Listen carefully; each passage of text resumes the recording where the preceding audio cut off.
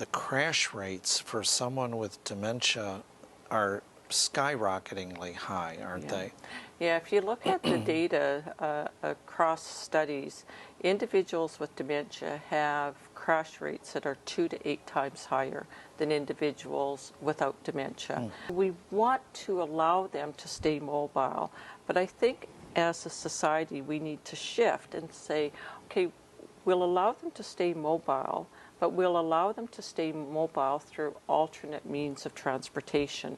So allowing someone else to drive them so that they are safe and there's safety guaranteed to the public. And again, we know that it's not diagnosis alone, but as the dementia progresses, a progressive dementia like Alzheimer's disease, again, it's not will driving become impaired, it's when will driving become impaired. So some of the problems we had as physicians in completing driver's medicals is that we've never had a good objective way of trying to detect cognitive difficulties that may be affecting somebody's ability to drive safely.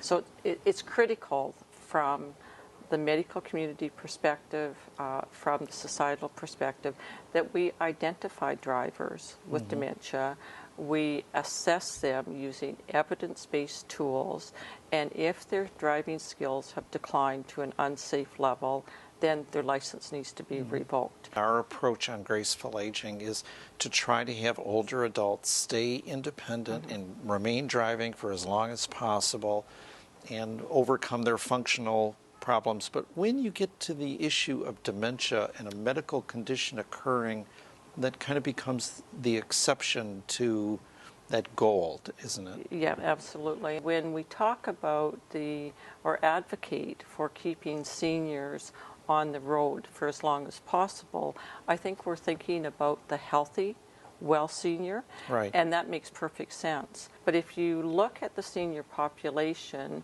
it's very heterogeneous, and within that population we have our healthy, well seniors who should be behind the wheel if they're comfortable and if they're healthy.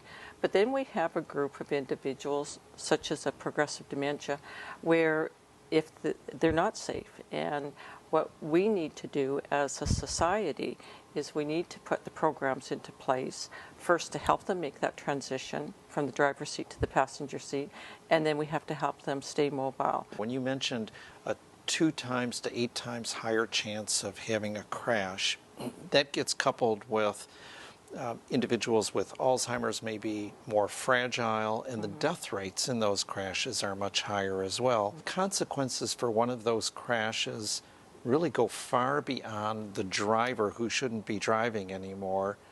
Yeah, absolutely. A very good example, and it's a crash that occurred that attracted a lot of media attention. Many people will be familiar with it, is the Santa Monica Farmers Market crash a number of years ago. An 89-year-old California man mistook his gas pedal for the brakes and plowed into a crowded farmers market, killing 10, injuring 63 others. And Mr. Weller, the driver, was 86 years of age. He propelled his car 2.5 blocks through the farmers market set up in Santa Monica. 10 people were killed, 76 people were injured. And in reflecting on that crash, I think that there were many victims. There were clearly the people who were fatally injured, their families were victims. The individuals who were injured, their families were victims. But Mr. Weller and his family were victims as well. Their lives were changed forever that day. At sentencing, it was revealed that Mr. Weller had a dementia, a vascular dementia. Interestingly, in the police investigating the crashes, there was evidence that Mr. Weller had run into his garage a number of times.